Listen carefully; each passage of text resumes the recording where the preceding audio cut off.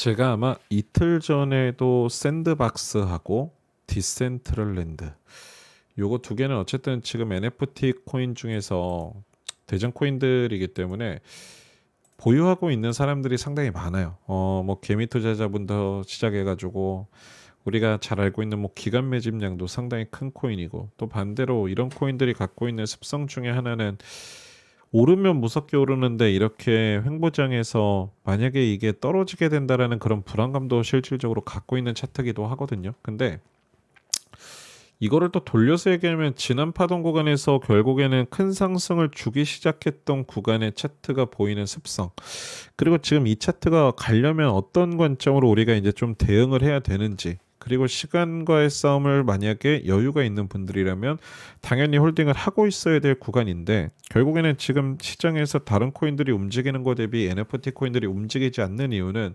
워낙에 급등세가 상당히 크게 지난 파동에서 반응을 했었고요. 그리고 그 기간은 모든 코인 시장에서 상승장이었었던 작년 2월, 3월 이 구간이 아니라 그 파동에서 하락을 찍은 작년 8월 이후부터 상승이 시작됐었기 때문에 지금은 어찌 보면 좀 기간 조정을 겪고 있다라는 생각도 좀 들고요. 그리고 차트가 최근에 설명드렸었던 기존과는 조금 동떨어지고 있는 내용이 있지만, 저는 어쨌든 여러분들한테 드릴 수 있는 이야기 중에 가장 큰 거, 지금이 어쨌든 시간이 지나고 나면 가장 저점이 될 가능성도 있다라는 생각이 좀 듭니다. 어쨌든 뭐 단기 파동성부터 우선은 좀 접근을 해서 설명을 드리면, 지금 사실은 지난 3월 14일, 3월 14일부터 이 구간이 이제 발생이 됐는데, 어떤 구간 발생? 맞아요. 단기 고점을 찍은 두 구간이 박스 라인을 이렇게 맞춰놓고서 이 하단 매물대가 이제 드디어 위로 올라가나 보다라고 했는데,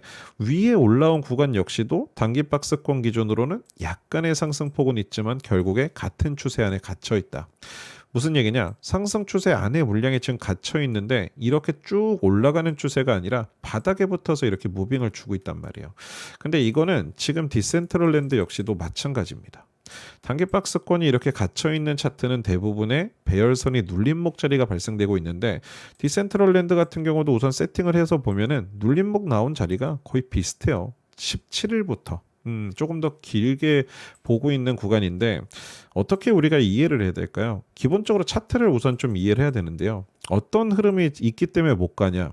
60일선과 21선의 갭이 발생된 구간에서 매도 쪽으로 집중되는 거래량이 튀어나왔다는 것은 그만큼 지금 윗꼬리의 잔량에서 반응을 하고 있다. 근데 디센트럴랜드 같은 경우도 패턴은 똑같아요. 윗꼬리가 발생된 구간에서 이렇게 연이틀 매도가 집중되는 현상이 지금 나오고 있다. 사실은 구간 이동선에서 이렇게 단기의 고점 매물대라면 뭐를 뜻한다? 단기 고점에 이렇게 물량을 털어내고서 수급은 반대로 역매도로 집중되는, 그러니까 오를 거라고 기대하고서 올라탔었는데 결국에 개미들이 털렸다라는 거예요. 근데 그 박스권에서 캔들 위치는 큰 변화가 없죠. 이번 주 내내 그렇습니다.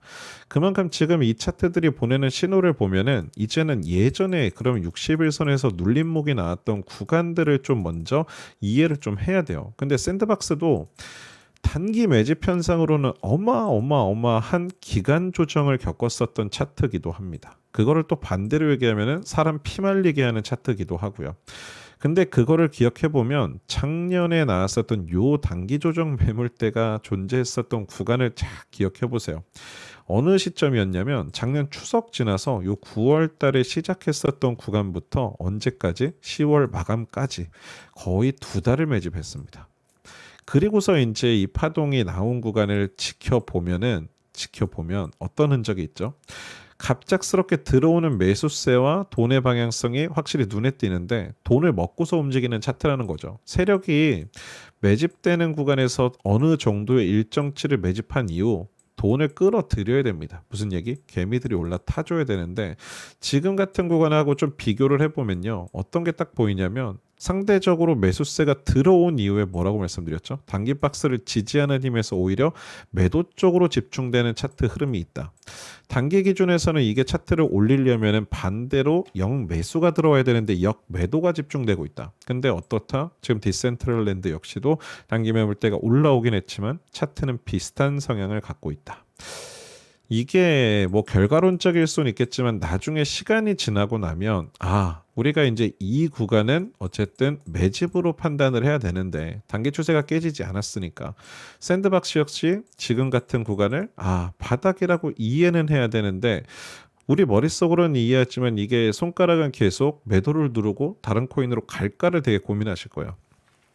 현실적으로는 딱 두 가지만 말씀드리겠습니다. 여기서 포기한다면 NFT 코인들은 단타로라도 진입하지 않을 분들은 나가서 디파이든 웹3든 그리고 뭐 메이저 코인이든 혹은 김치코인이든 거기로 가야 돼요. 근데 반대로 여기서 매집을 하고서 물량을 지키고 있는 사람들은 떨어질 때마다 추가 대응을 할 수 있는 여유가 좀 있으셔야 됩니다. 분명히 지금 알트코인 중에서 NFT 계열 코인들은 121선 두들기지 못하고 있어요. 두들기지도 못한다는 건 일봉상에 지금 힘이 빠지고 있다는 의미이기도 하고 추가적으로 매집이 어느 정도 끝나야 차트가 올라간다는 것도 의미를 합니다. 그만큼 NFT 코인들은 하루 이틀 두고서 지금 싸움을 붙이려고 하지 마시고요. 오히려 지금 수급세도 어떻다? 디파이 계열이 훨씬 더 강해요.